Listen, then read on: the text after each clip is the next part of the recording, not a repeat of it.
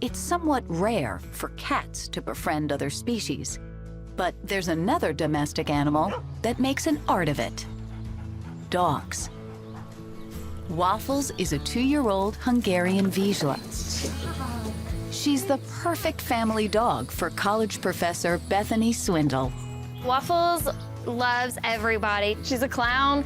She's full of energy all the time. She's part kangaroo, I think, because she's always jumping, and she's just happy all the time.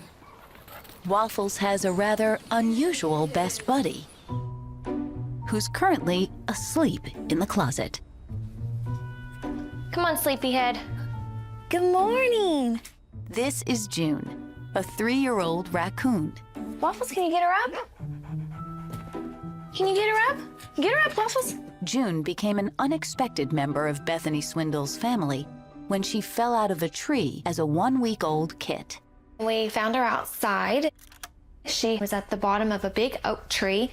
She was crying, so we left her because we hoped her mom would come get her.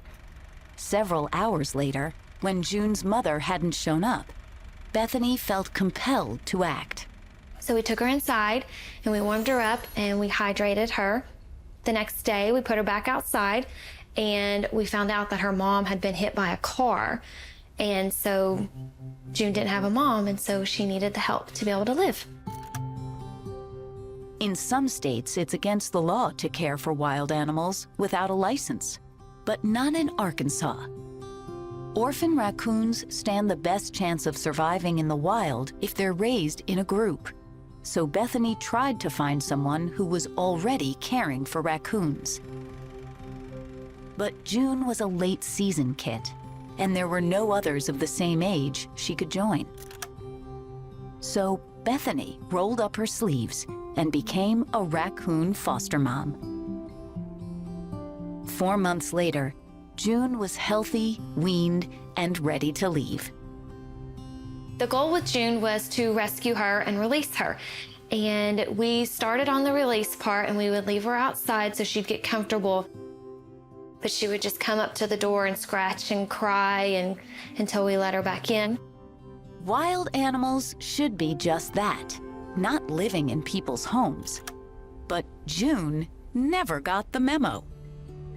Despite Bethany's best intentions, she's stayed put. June and Waffles were friends at first sight.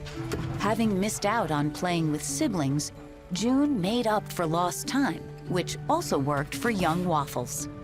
The puppy discovered her strange-looking playmate liked nibbling, wrestling, and being sat on almost as much as she did. This is how they play all the time. They just kind of love on each other and cuddle, and they're friends.